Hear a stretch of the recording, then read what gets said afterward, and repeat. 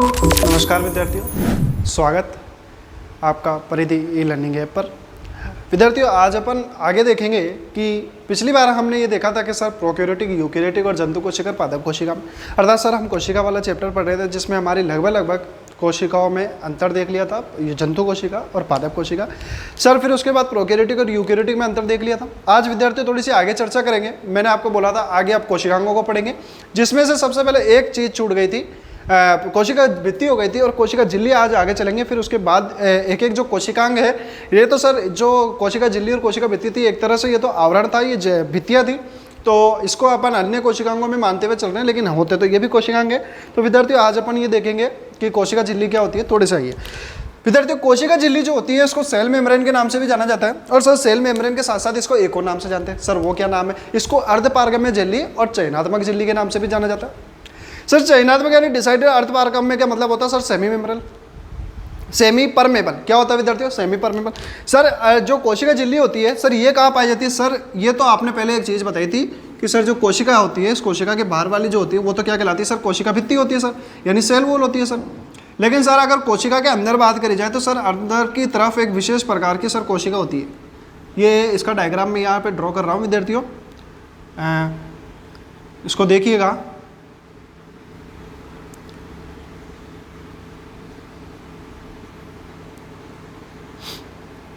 देखिए विद्यार्थी, तो विद्यार्थियों ये जो कोशिका झिल्ली है, ये ध्यान रखना सार्वत्रिक है, सभी जीवों के अंदर पाई जाती है कोशिका झिल्ली तो, परंतु कोशिका भित्ति है कुछ में पाई जाती है, कुछ में नहीं पाई जाती, जैसे पादप कोशिका, जंतु कोशिका में अपन ने देखा था।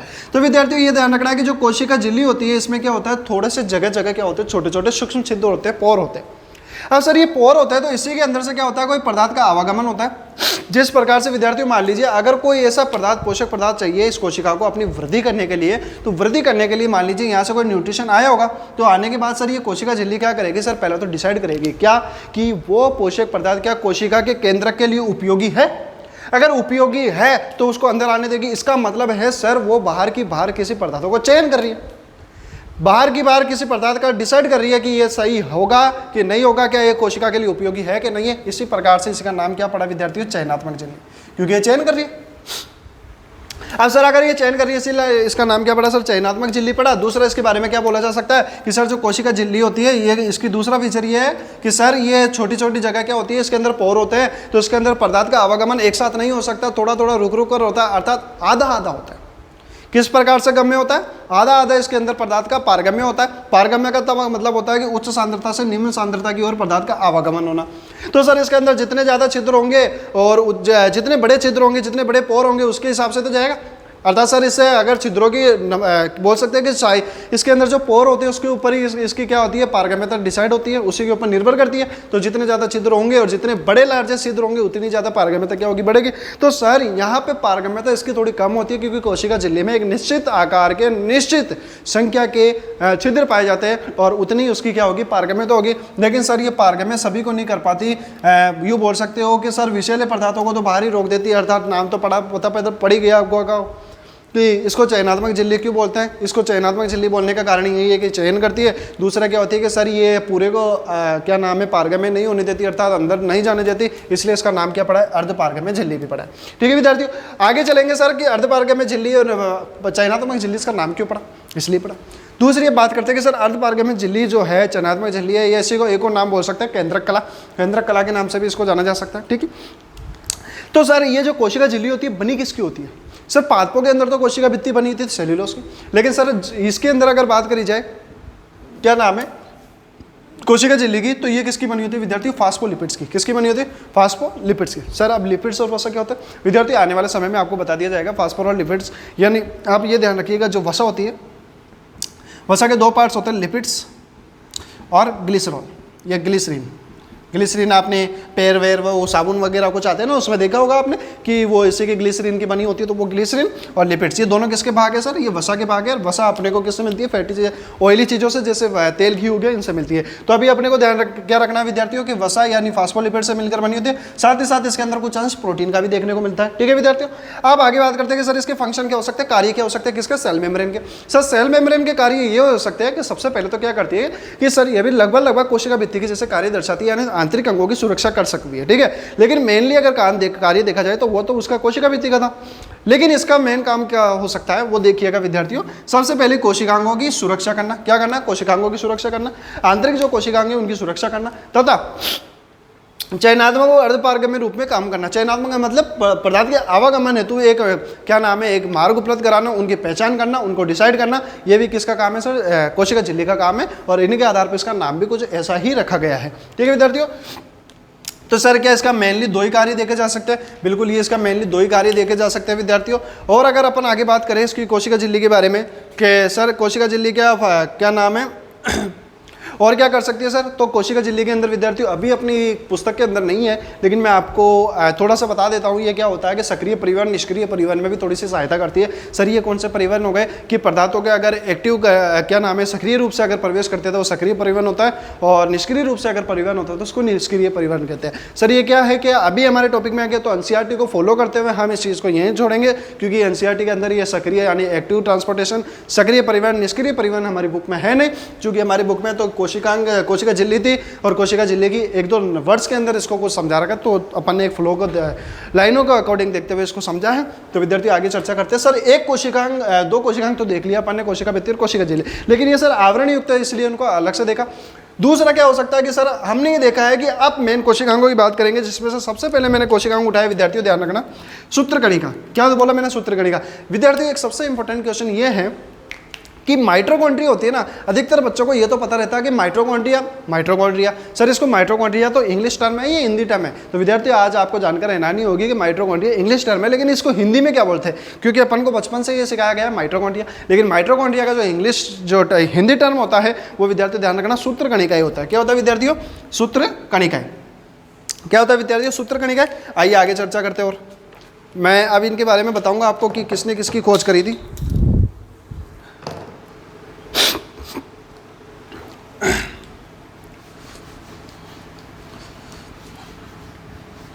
तो सर इसकी खोजकर्ता वाला कौन हो सकता है? सर अगर मैं बात करूं माइटोकॉन्ड्रिया की, तो माइटोकॉन्ड्रिया का खोजकर्ता कौन हो सकता है सर? तो विद्यार्थियों ध्यान रखना, इसका खोजकर्ता कौन हो सकता है? इसका खोजकर्ता होता है सर कोलिकर। कौन था सर? कोलिकर। सर ये कोलिकर कौन है? सर इसने कोलिकर ने क्या करा था सर, इसने इसी की सबसे पहले क्या करी थी, इसकी खोज करी थी सर। किसने करी थी? कोलिकर ने। अब सर कोलिकर एक साइंटिस्ट था, इसने क्या करा था सर, सबसे पहले कीट देखा। कीट हो सकते हैं, इंसेक्ट होते हैं ना, उस कीटों के अंदर सबसे पहले जो कीट होते हैं ना, कीट की कौन सी पेशियां? रेखित पेशियां, रेखीय पेशियां। तो रेखित पेशियों के अंदर इसको सर्वप्रथम देखने वाला कौन था? कोलिकर था। अर्थात अब जिसने पहले देखा तो वही खोजकर्ता होगा। तो ध्यान रखिए विद्यार्थियों, खोजकर्ता कौन है? कोलिकर है। किसने देखा था? रेखित पेशियों में। और जैसे इसको देखा विद्यार्थियों, तो देखने के बाद इसने क्या करा, देखा, और देखने के बाद सर ये भी छोटा मोटा क्या बन गया था, इसने भी क्या करा सर, थोड़ा सा नामकरण करने वाले पंडित जी बन गए थे। ये भी कैसे बने सर, कि जैसे कोलिकर ने इसको देखा, देखते इसका नाम ध्यान रखना विद्यार्थियों क्या रख दिया? सार्कोसोमा। क्या रख दिया इसका नाम? सार्कोसोमा। ठीक है विद्यार्थियों, तो सार्कोसोमा किसका नाम देखने को मिलता है सर? माइटोकॉन्ड्रिया का नाम देखने को मिलता है। लेकिन रखा किसने था? कोलिकर ने। सर देखा किसने भी था? कोलिकर ने देखा था। किसके अंदर देखा था? कीटों की रेखित मांसपेशियों में देखा था, इसलिए। तो सर कीटों की रेखित पेशियां बोल सकते हो, तो कीटों की रेखित पेशियों में इसको देखा था सर। उसके बाद बात करते हैं,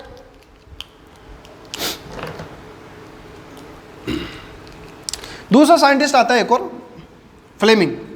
ये फ्लेमिंग भी थोड़े से खतरनाक ही है। क्यों सर? इन्होंने भी इनको देखा था और थोड़ी बहुत इनके ऊपर रिसर्च करी थी, लेकिन इनका नाम थोड़ा सा अलग रख दिया। इन्होंने क्या रख दिया विद्यार्थियों, नाम ध्यान रखना, फीला। क्या रखा था? फीला। माइटोकॉन्ड्रिया का फीला नाम किसने रखा था विद्यार्थियों? ध्यान रखना, फ्लेमिंग ने रखा था। किसने रखा था? फ्लेमिंग ने। और ध्यान रखना कोलिकर ने क्या नाम रखा था सर? सार्कोसोमा। तो सर हमें यह तो बताइए कि जो मेन नाम रखा था माइटोकॉन्ड्रिया, वो किसने रखा? तो आइए विद्यार्थियों थोड़ा सा सस्पेंस को खत्म करते हैं। जो माइटोकॉन्ड्रिया नाम है, ये नामकरण रखने वाला विद्यार्थियों और कोई नहीं है, आपका बेंडा। कौन सा बेंडा? सी बेंडा ने इसका नामकरण करा था। किसने करा था? सी बेंडा ने इसका नामकरण करा था। नामकरण रखने के बाद क्या नाम रखा था विद्यार्थियों? माइटोकॉन्ड्रिया। क्या रखा था? माइटोकॉन्ड्रिया। सर जब इसका नाम माइटोकॉन्ड्रिया रखा गया है, ठीक है सर, लेकिन माइटोकॉन्ड्रिया का एक उपनाम भी देखने को मिलता है सर। क्या नाम देखने को मिलता है? उपनाम। सर उसका उपनाम देखने को मिलता है सर कोशिका का पावर हाउस या कोशिका का शक्तिगृह। Very important. ये तो हर बार आपको ध्यान रखना है विद्यार्थियों, लगभग लगभग जब आपकी हाफेली और ईयरली जो देखने को मिलते हैं उनके अंदर लगभग लगभग हाफेली में 1 नंबर के जो क्वेश्चन होते हैं शॉर्ट, उनके अंदर देखने को मिल सकते हैं कि सर जो कोशिका का शक्ति ग्रह किसको बोलते हैं, सर माइटोकॉन्ड्रिया को बोलते हैं। कोशिका में प्रोटीन की फैक्ट्री किसको बोलते हैं, सर राइबोसोम को बोलते हैं। तो ये लगभग लगभग इस स्मॉलेस्ट जो क्वेश्चन है वो देखने को मिल सकता है। सर उपनाम में क्या देख सकते हैं इसको, कोशिका का शक्ति ग्रह। क्या बोल सकते हैं विद्यार्थियों, कोशिका का शक्ति ग्रह। ठीक है सर, अगर इसको कोशिका का शक्ति ग्रह बोल रहे हैं तो बोल क्यों रहे हैं, बोल क्यों रहे हैं, किसी को इसका उत्तर पता है विद्यार्थियों। कोशिका का शक्ति ग्रह आज तक पढ़ता है, सेल का पास जो पावर है उसे किसको बोलते हैं सर, माइटोकॉन्ड्रिया। माइटोकॉन्ड्रिया क्यों बोलते हैं, किसी को आता है इसका जवाब। तो सर अब यह मैं आपको बता रहा हूँ कि इसको कोशिका का क्या नाम है, शक्ति ग्रह इसलिए बोलते हैं क्योंकि विद्यार्थियों ध्यान रखना, हमारी कोशिका के अंदर ऑक्सीशोषण पाया जाता है। क्या पाया जाता है, ऑक्सीशोषण पाया जाता है। उस ऑक्सीशोषण के दौरान हमारी कोशिका के जो माइटोकॉन्ड्रिया होता है वहाँ पर क्रेब चक्कर चलता है। क्या चलता है, क्रेब चक्कर। कब सर, जब हमारी कोशिका, हम वैसे तो आपको पता है वायवीय जीव है, ऑक्सीशोषण करते हैं, तो ऑक्सीशोषण करने वाले जीवों की माइटोकॉन्ड्रिया में विशेष प्रकार का चक्कर चलता है जिसको बोलते हैं कार्बन चक्र, या यूँ बोल सकते हो क्रेब चक्र। जो क्रेब चक्कर चलता है किसके अंदर, माइटोकॉन्ड्रिया के अंदर। तो इस क्रेब चक्कर के दौरान बेटा एटीपी का निर्माण होता है और एटीपी के द्वारा ऊर्जा मुक्त होती है। क्या मुक्त होती है, ऊर्जा मुक्त होती है। तो सर इसको शक्ति ग्रह क्यों बोला जाता है, क्यों बोला जाता है, इसका मुख्य कारण क्या है, ऑक्सीशोषण द्वारा। आज आपको मैंने कारण बता दिया है, ऑक्सीशोषण द्वारा। मैं इसे मार्कर चेंज कर देता हूँ विद्यार्थियों, आपको दिखेगा नहीं।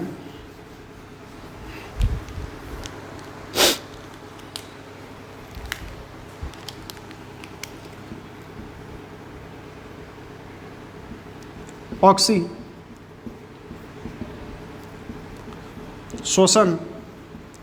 द्वारा माइटोकॉन्ड्रिया में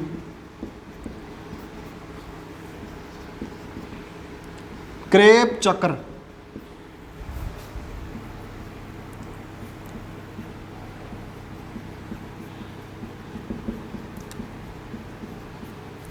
जिसके कारण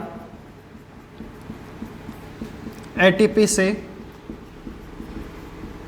ऊर्जा मुक्त होती है। अच्छा सर इसका मतलब एटीपी से ऊर्जा मिल रही है इसीलिए इसका नाम क्या पड़ा सर, कोशिका की शक्ति ग्रह। बिल्कुल विद्यार्थियों, जो सर क्रेब है, इन्होंने इसके अंदर माइटोकॉन्ड्रिया के अंदर क्रेब चक्र की खोज करी थी। और सर इसके अंदर एक एटीपी से क्या है, क्या नाम है, एटीपी जो है सर ये क्या होता है, एक ऊर्जा का पैकेट होता है विद्यार्थियों, ध्यान रखना। ये कौन होता है सर, ऊर्जा का पैकेट। कौन होता है विद्यार्थियों, ऊर्जा का पैकेट। अब सर ये ऊर्जा का पैकेट है तो क्या इससे ऊर्जा मिलती है, बिल्कुल विद्यार्थियों। एक एटीपी से ध्यान रखना विद्यार्थियों, कितनी ऊर्जा मिलती है सर, एक एटीपी से मिलती है 8.15 किलो कैलोरी। कितनी मिलती है विद्यार्थियों, 8.15 किलो कैलोरी। ठीक है विद्यार्थियों। हाँ विद्यार्थियों, कहाँ थे अपन यहाँ थे विद्यार्थियों कि हमने ही देखा था कि सर इसको कोशिका के क्या बोलते थे, शक्ति ग्रह बोलते थे। कारण क्या है सर, क्योंकि इसके अंदर हमारे अंदर ऑक्सीशोषण होता है। ऑक्सीशोषण के दौरान क्या होता है सर, हमारे ऑक्सीजन की प्रेजेंस में क्या चलता है सर, हमारे क्रेब चक्कर चलता है जिसके दौरान हमारे एटीपी मुक्त होती है और एटीपी से सर हमारी ऊर्जा बनती है। सर एटीपी से ऊर्जा कैसे, सर पहले तो ये एटीपी की फुल फॉर्म जानो बेटा, एडिनोसिन ट्राइफॉस्फेट। एक एटीपी का फुल फॉर्म क्या होता है, एडिनोसिन ट्राइफॉस्फेट। सर एडिनोसिन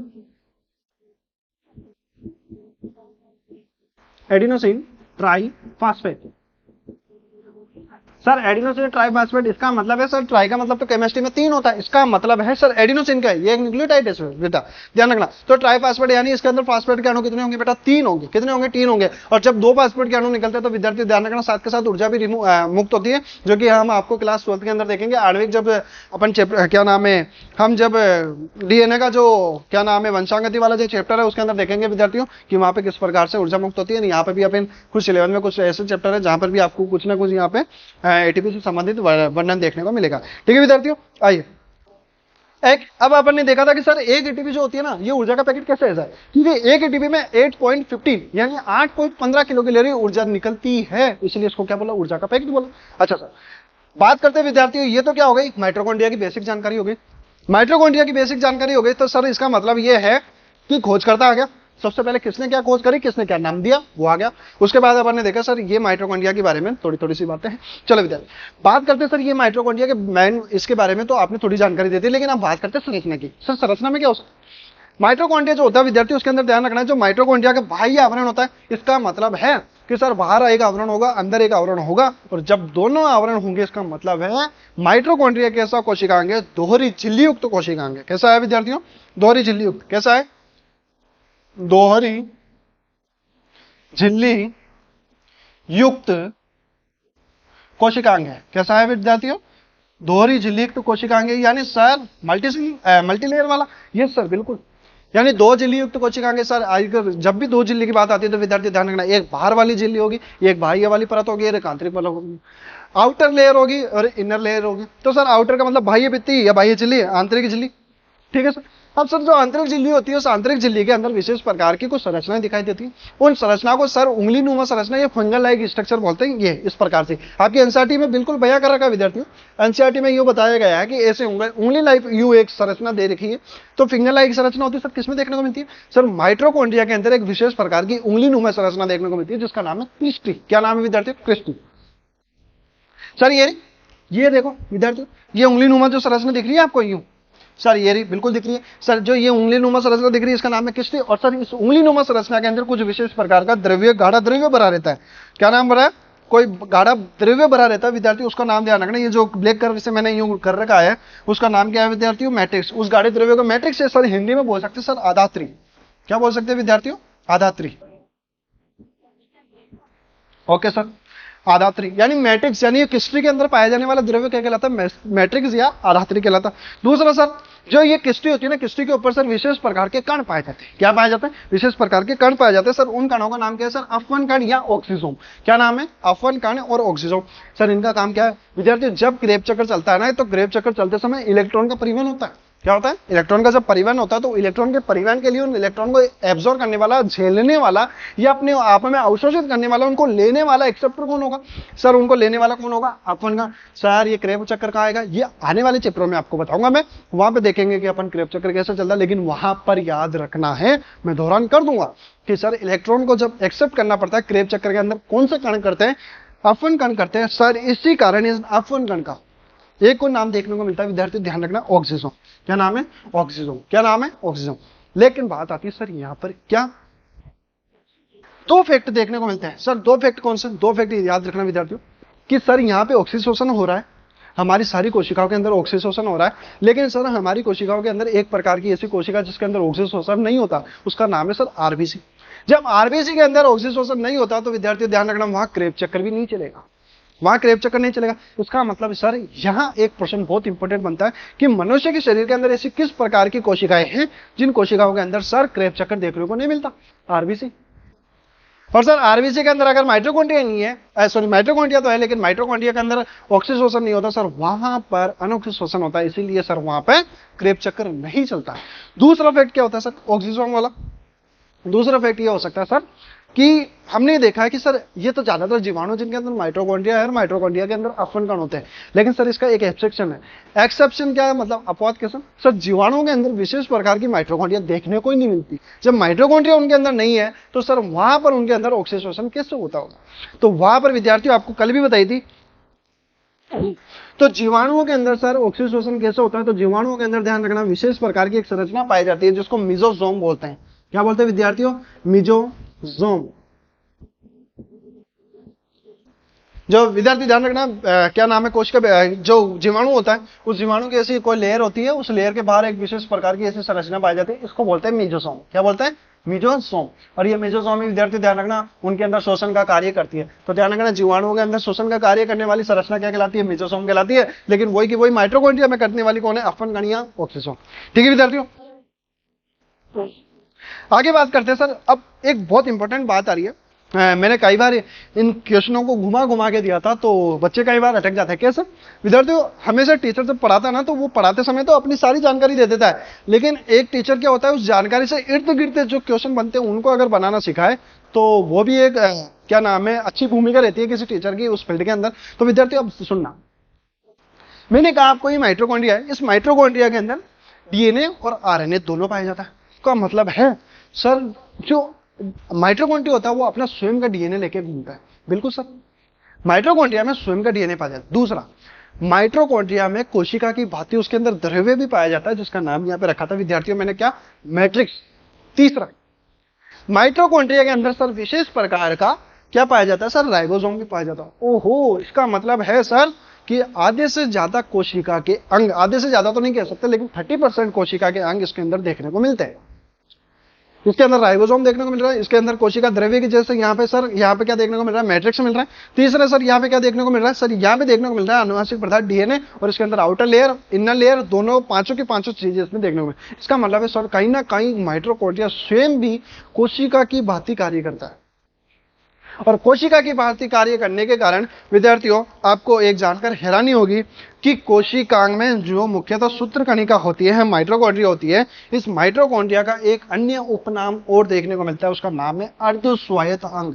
अर्धस्वायत्त अंग। सर अर्धस्वायत्त अंग क्यों बोला मैंने? अर्धस्वायत्त अंग इसलिए बोला विद्यार्थियों, बोलने का कारण क्या है कि इसमें आधे से ज्यादा कोशिका के कोशिकांग मिल रहे हैं, और दूसरा ये खुद अपने अंगों को संचालित करती है, स्वयं चलाती है, इसलिए क्या बोला विद्यार्थियों, अर्धस्वायत्त अंग बोला। किसको? कोशिका के माइटोकॉन्ड्रिया को। लेकिन ध्यान रखना, क्या सर इसको बोलते हैं? नहीं, मैं कहता हूं हरित लवक, सॉरी लवक, लवक को भी अर्धस्वायत्त बोलते हैं, माइटोकॉन्ड्रिया को अर्धस्वायत्त बोलते हैं, लेकिन पूर्ण स्वायत्त किसे बोलते हैं सर? पूर्ण स्वायत्त विद्यार्थी मैं अभी बता दे रहा हूं आपको, केंद्रक को बोला जाता है। किसको बोला जाता है? केंद्रक, क्योंकि वो पूर्णतः बना होता है, और पूर्णतः क्या करता है सर? कोशिकाओं को संचालित करता है। लेकिन माइटोकॉन्ड्रिया क्या करता है सर? इतना नहीं कर पाता, क्योंकि इसके अंदर ऑर्गन इतने ज्यादा नहीं होते, इतनी इसके अंदर कैपेसिटी भी नहीं होती, इसलिए इनको अर्धस्वायत्त, लवक को, माइटोकॉन्ड्रिया को, और दोनों को क्या बोलते हैं? अर्धस्वायत्त। और पूर्ण स्वायत्त किसे बोलते हैं विद्यार्थी? ध्यान रखना, केंद्रक को बोला जाता है। तो आपको प्रश्न ऐसे देखने को मिलते हैं। ये पूरी की पूरी जानकारी रही विद्यार्थियों। ये किसके बारे में संदर्भ में बात करी सर? हम भी अपन ने कोशिका झिल्ली देखा, राइबोसोम, क्या नाम है, माइटोकॉन्ड्रिया देखा, अब इसके बारे में अपन देखेंगे सर लवक, राइबोसोम, इनके बारे में चर्चा करेंगे विद्यार्थियों। तो एक बार आप स्क्रीनशॉट लीजिए विद्यार्थियों।